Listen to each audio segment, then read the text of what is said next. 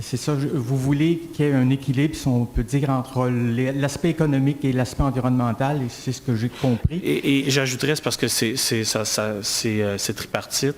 Oui, c'est le social et la qualité de vie. OK. Je voulais juste quand même, pour ma part, vous dire humblement qu'on ne peut pas mettre sur le même pied ou sur une balance la vie et les piastres, en quelque sorte. C'est que, pour moi, là, l'économie ou la devise, le dollar, c'est quelque chose qui est là depuis 150 ans environ, tandis que la vie, elle s'est développée depuis 4 milliards d'années. C'est pas du tout la même chose. Là, je voulais vous revenir au 18 décembre 2018. Vous n'étiez pas là, mais il y en a sûrement 7-8 parmi vous qui étaient là à ce moment-là.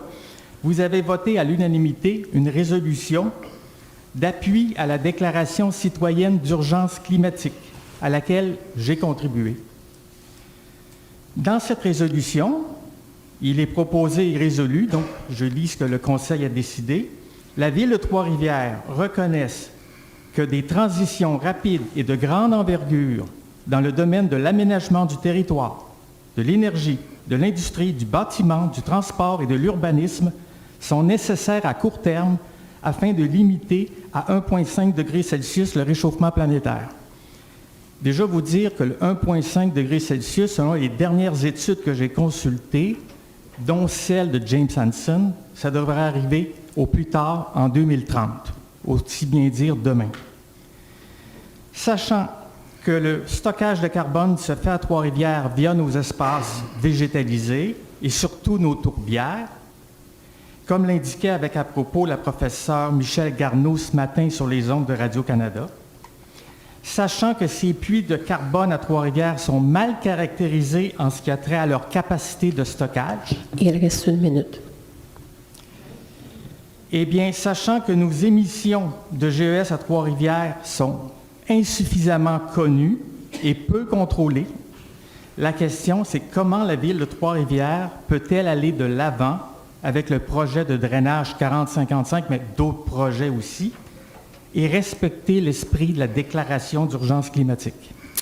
Bon, écoutez, puis vous ne serez peut-être pas d'accord avec ma réponse, puis c'est correct aussi. Je vais aller dans le sens du projet qui a été présenté. Merci beaucoup. Je vais aller dans le sens, en fait, ce qui a été présenté, puis je ne veux pas partir un débat, je veux simplement vous donner les éléments de réponse pour la question que vous posez.